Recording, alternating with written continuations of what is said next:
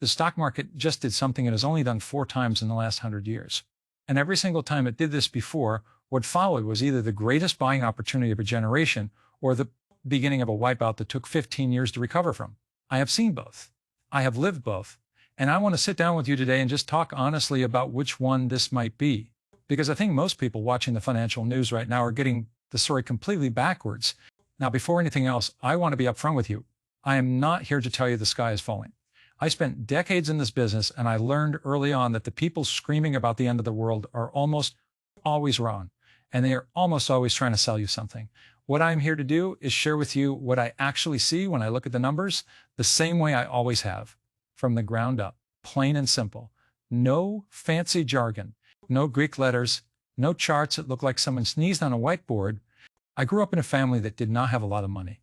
My father passed away when I was 10 years old, and my mother worked hard to keep things together.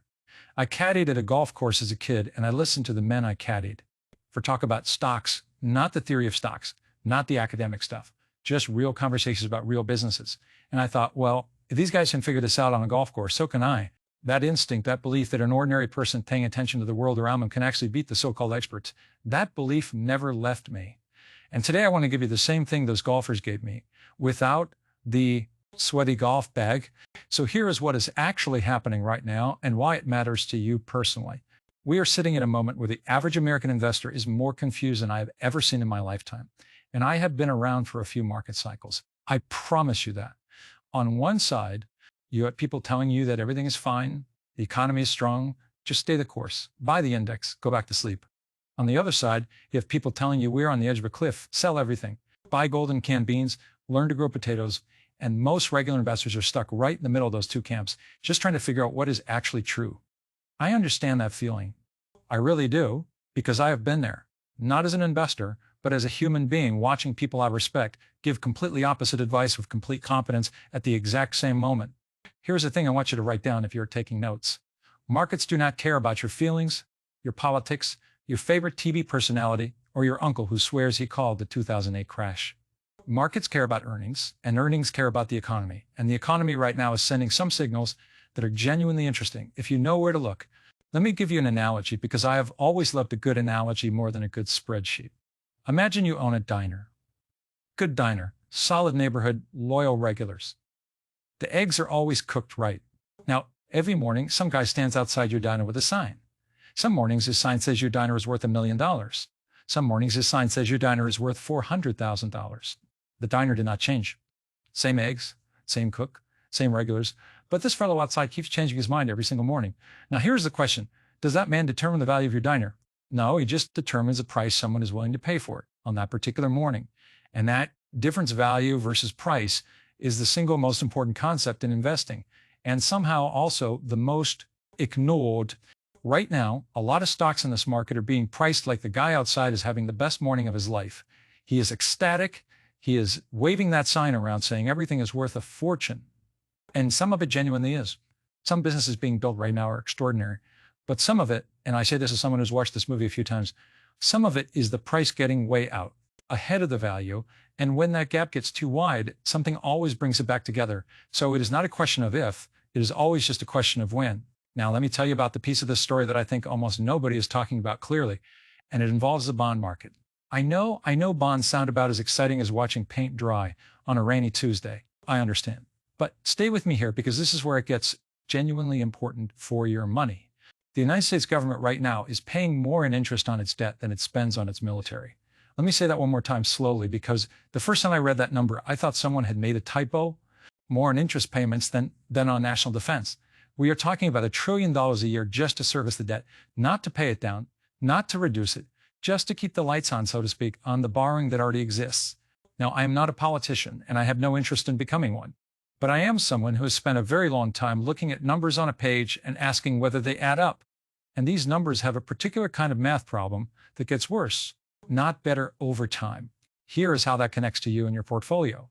When the government owes that much money and interest rates go up even a little bit, the interest payments do not go up a little bit. They go up enormously. We are talking hundreds of billions of dollars more, which means the people in charge of interest rates, the Federal Reserve, are in a very uncomfortable position right now. So if they raise rates to fight inflation the way you normally would, They risk triggering a debt spiral that makes the 2008 financial crisis look like a mild headache. So they are stuck. And when the people who control the cost of money are stuck, that creates a very specific kind of environment for specific kinds of assets. And I will get to exactly what that means for how you think about your own money in just a little while. But first, I want to tell you about something I noticed back in my early days that has never stopped being true. The best investments I ever found were not in research reports. They were not in analyst calls. They were in shopping malls, in parking lots, in conversations with my wife and daughters about what they were buying and why. I called it investing in what you know. And the principle is simple. You are a consumer. You interact with businesses every single day. You notice when a restaurant is always packed and when it is always empty. You notice when a product you used to love starts feeling cheap, or when a new one shows up and you think, well, that is just better than everything else. That kind of observation, that ground-level intelligence, is something no hedge fund on earth can replicate at scale, but one individual person absolutely can. I want you to hold on to that framework because it matters for what comes next. Right now, there is a category of investment that the largest and most conservative money managers on the planet have been buying at a pace that is genuinely unprecedented in modern history. I am talking about central banks, the institutions whose entire job description is to protect national wealth, not to grow it aggressively, not to take big swings, just to protect it. These are the most boring, careful, conservative investors that exist. And for the past 4 years straight, they've been buying over 1,000 tons of gold per year. That is double the pace of the decade before. Now, when the world's most cautious money managers double their buying of something, I think that is worth paying attention to, not blindly copying. I will get to that. But paying attention to, and a survey just came out where they asked these institutions directly why they are buying. 9 out of 10 of them gave the same answer. They said they buy gold because of how it performs during a crisis. Think about that for a second. The people whose job is to protect national treasuries, who have studied every financial crisis in modern history, 90% of them are essentially saying the same thing. When everything else falls apart, this holds its value. They looked at 2008, they looked at the pandemic, they looked at every major shock in the past 100 years, and their conclusion was consistent. But here's the part that surprised even me when I read it. This year, for the first time in the history of this survey, the number one concern for central banks shifted. It used to be inflation. That was always the thing keeping them up at night. But this year it is geopolitical instability. Wars, sanctions, trade conflicts, the financial system being used as a weapon. 8 out of 10 central banks now say geopolitical risk is driving their decisions more than anything else. And when you think about why, it starts to make complete sense. When the United States and its allies froze $300 billion of Russian central bank reserves after the invasion of Ukraine, every single central bank in the world watched that happen. And I guarantee you, every single one of them had a conversation the very next morning that went something like this. If they can do that to Russia, they can do that to us. And that conversation changed behavior because gold sitting in your own vault, in your own country, cannot be frozen. It cannot be sanctioned. It does not depend on any country being nice to you or honoring an agreement. It is just yours.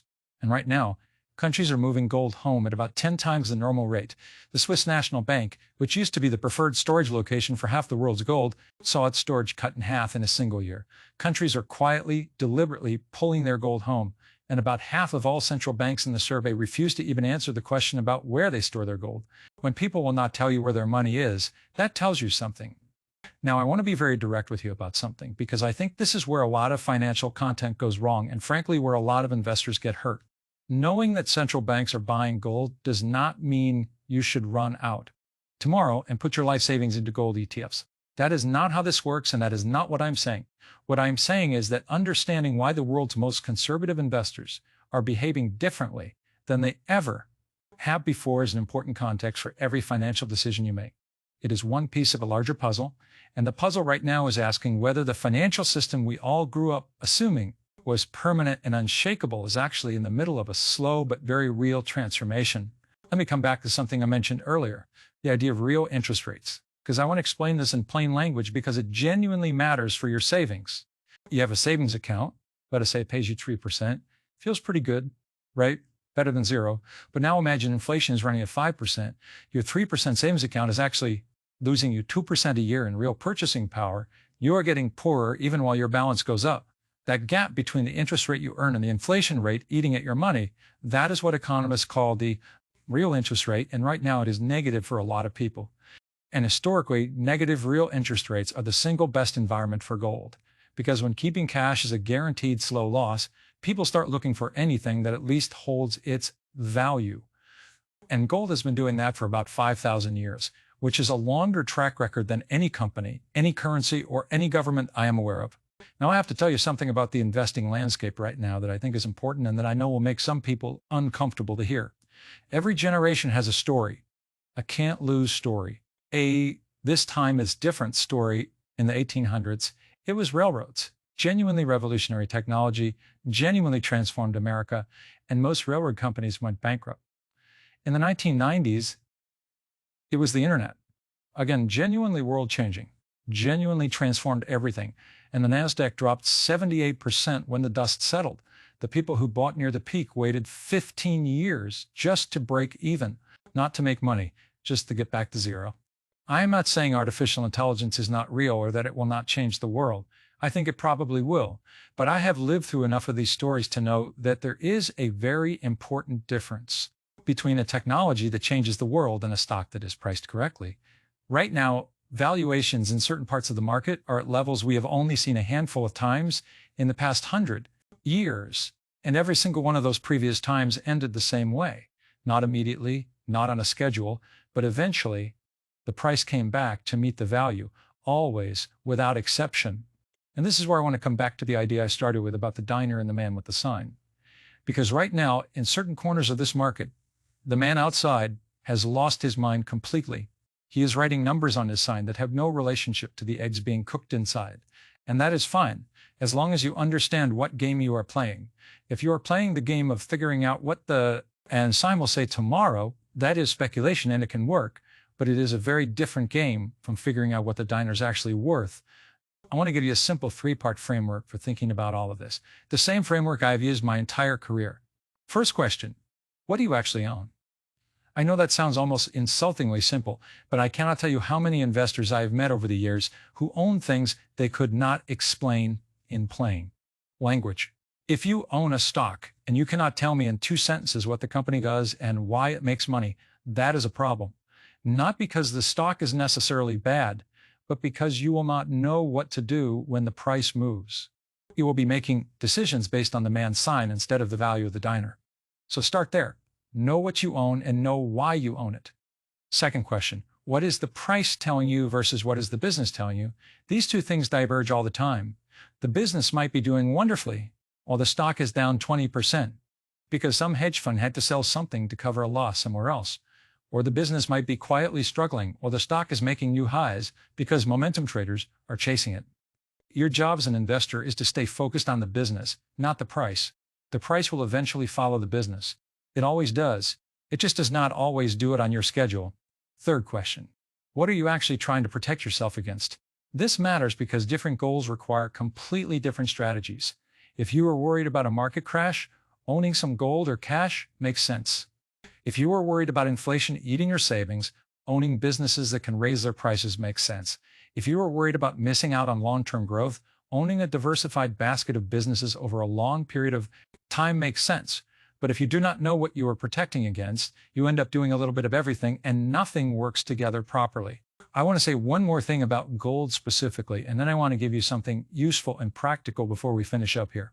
I have never been someone who said everyone must own gold. I am still not saying that gold does not earn money. It does not invent things. It does not pay dividends. It can go years without doing much of anything, and that can be genuinely frustrating if you are watching other parts of your portfolio move. So what gold does is sit there being gold. And sometimes in certain environments, that is exactly the right thing to own. The environment I just described to you, government debt that cannot be managed without inflation, negative real interest rates, geopolitical instability driving central banks to diversify away from dollars. That is one of those environments. That is not my opinion. That is what 75% of the world's central banks just told us directly, that they expect the dollar share of global reserves to go down. And when the dollar share goes down, it has historically meant gold share goes up. Not overnight, not in a straight line, but the direction is pretty clear. Traditional portfolio thinking used to say 5 to 10% in gold is a reasonable hedge. Some serious investors are rethinking that number upward right now, given what they see in the data. I am not going to tell you what your number should be, because I do not know your situation, your age, your income, your obligations, whether you need liquidity, none of it. What I can tell you is that if you currently have zero exposure to anything that benefits when the dollar weakens and when inflation runs hotter than expected, that is a situation worth examining. Not panicking, just examining.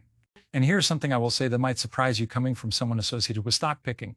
Right now, honestly, the most valuable thing most regular investors could do is not find the next great stock. It is clear on the process. Learn how to think about a market environment. Learn how to read what the institutional money is doing without blindly copying it. Learn how to separate the signal from the noise when headlines are screaming, because those skills, not any single trade, not any single hot tip, those skills are what compound over a lifetime. I have met people who made a fortune on a single trade and then gave it all back because they did not understand why the trade worked. And I've met people who never hit a home run in their lives but just kept putting singles together, year after year, understanding what they owned and why, and they retired early and lived exactly the life they wanted. I know which one I would rather be. So here's my ask for you. If this conversation today has been useful, if even one piece of it helped you see the current environment a little more clearly, I want you to take one action before you close this video. Not a big action. Just go and look at your portfolio, whatever you have, and ask yourself those 3 questions I gave you. What do I actually own? What is the price telling me versus what is the business telling me? And what am I actually trying to protect against? Write down your honest answers, because clarity on those 3 things will serve you better in the next 5 years than any tip, any prediction, or any headline you are going to read. And if you want to go deeper, if you want to actually work through a proper framework for thinking about your money and the kind of environment we are heading into, I have put together a session where I walk through exactly how I think about portfolio construction. Given everything I just shared with you, it is free. It is not a sales pitch. It is just a genuine sit-down teaching session, because I think the gap between what ordinary investors have access to and what institutional investors have access to is frankly embarrassing, and I want to do something about that. The link is in the description below. No credit card, no obligation, just show up with a notebook and an open mind. I want to close with something I genuinely believe, because I have believed it my entire career and nothing I have seen has changed my mind. The stock market is a device for transferring wealth from the impatient to the patient, not from the uninformed to the informed, although that happens too, primarily from the impatient to the patient. The people who panic at every headline, the people who chase every rally, the people who sell because the man outside changed his sign. They consistently fund the returns of the people who stay calm, stay curious, and keep doing their homework. You can be the second kind of person. It does not require a finance degree. It does not require connections on Wall Street. It requires a little bit of curiosity, a little bit of discipline, and the willingness to actually learn how this works instead of just hoping someone else figures it out for you. That is all I've got for today. Go take care of your money. It will take care of you back.